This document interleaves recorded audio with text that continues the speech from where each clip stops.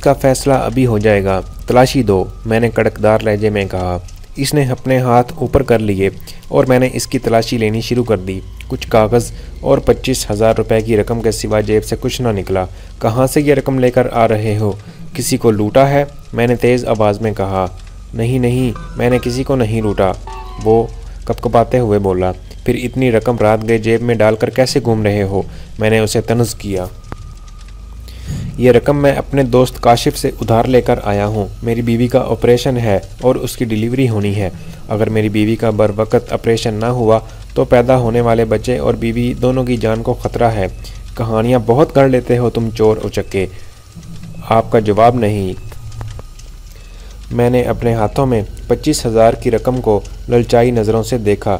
اس رقم سے کچھ رقم میرے اپنے افسروں کو دے دینے سے اس کی ناراضگی دور کر دینے کے لیے کافی تھی۔ نہیں نہیں، میں چور نہیں ہوں، وہ بولا۔ اچھا، اب مجھے تم بتاؤ کہ تم چور نہیں ہو۔ میرا اندازہ بالکل غلط ہے۔ میں نے اچھے چوروں کا دماغ درست کر کے رکھ دیا ہے۔ پھر تم کس کھیت کی مولی ہو؟ ابھی تھانے کے ڈرائنگ روم کی سیر کراؤں گا تو پھر سب کچھ تم فر بولنے لگو گے۔ یہ رقم تم کہاں سے چرا کر لائے ہو؟ میں نے اسے کہا۔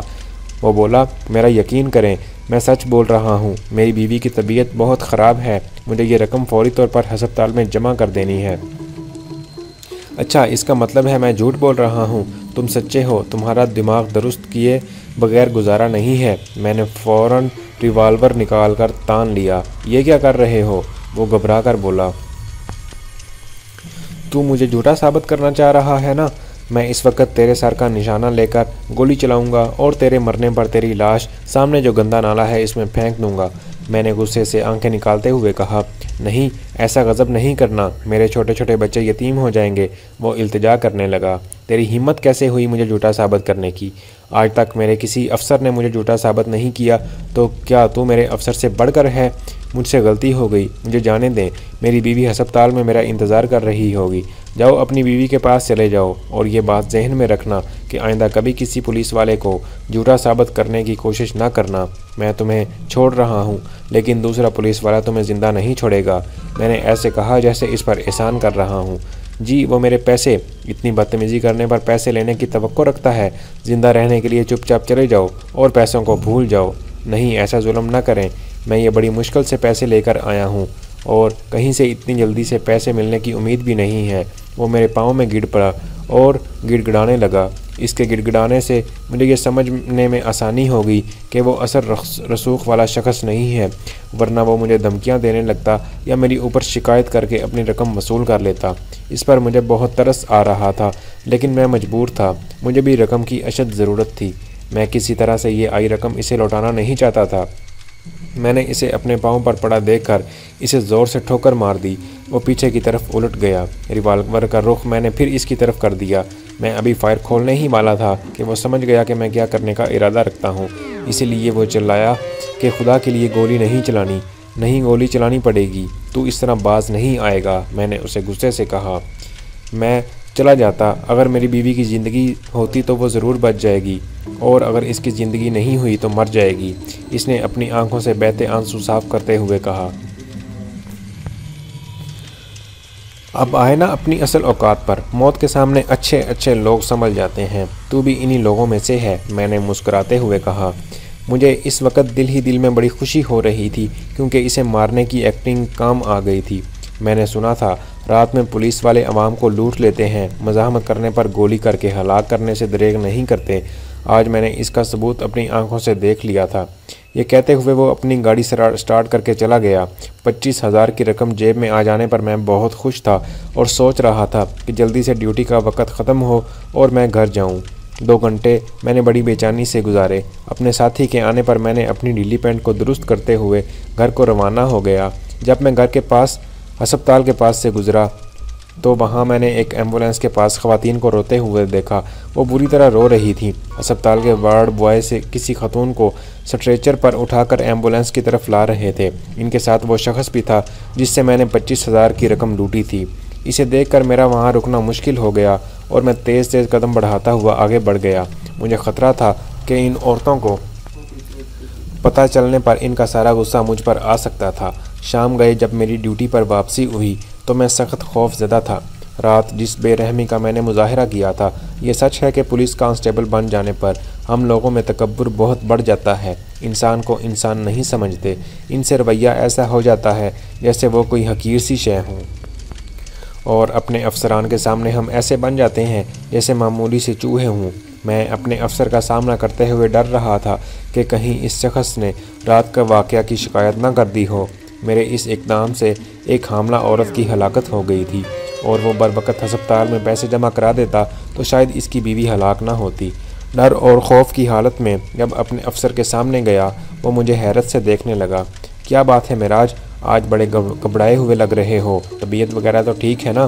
ہاں طبیعت ٹھیک ہے، یہ کہتے ہوئے میں نے 25,000 کی رقم اپنے افسر کے سامنے رکھ دی۔ وہ اتنی زیادہ رقم دے کر چونکا۔ میں نے رات کا واقعہ بیان کر کے جب اپنے ڈر اور خوف کا ذکر کیا تو میرے افسر نے زوردار کہکا لگایا، پولیس والے ہو کر ڈرتے ہو؟ تم کیسے پولیس والے ہو؟ شیر بنو شیر۔ میں نے پہلے ایسا کبھی نہیں کیا ہے نا، اس لیے ڈر رہا ہوں۔ میں نے اسے کہا، میں تمہاری ڈیوٹی آج کہیں اور لگا دیتا ہوں، اور کچھ معاملہ ہوا بھی تو میں سنبھال لوں گا، تمہیں کسی بھی قسم کی فکر کرنے کی ضرورت نہیں ہے۔ افسر نے 25,000 کی رقم میں سے اپنا حصہ نکال لیا۔ جب میں تھانے سے جانے لگا تو ایک بار پھر افسر نے میرے کندھے پر زوردار تھپکی ماری۔ پولیس والے ہو، ڈرنے کی ضرورت نہیں ہے، اس طرح کے نہ جانے کتنے واقعات آئے دن ہوتے رہتے ہیں، لیکن کوئی شکایت کرنے اس لیے نہیں آتا، انہیں پتہ ہوتا ہے کہ ان کی شکایت کا کوئی ازالہ نہیں ہوگا، بلکہ وہ نئے عذاب میں مبتلا ہو جائیں گے۔ میرے افسر نے سچ ہی کہا تھا، واقعی وہ میری شکایت کرنے نہیں پہنچا، اس نے صبر کر لیا تھا۔ اس کی نہ آنے پر میں بھی مطمئن ہو گیا تھا اور اپنی کارروائیوں کو ختم کرنے کے بجائے جاری رکھا۔ 1 سال گزرنے پر میری بیوی کے بچے کی ولادت ہوئی، مر گیا۔ وہ بچہ ہو بہو ایسا ہی تھا، چند گھنٹے جی کر مر گیا۔ میں نے اس بات کا زیادہ نوٹس نہ لیا۔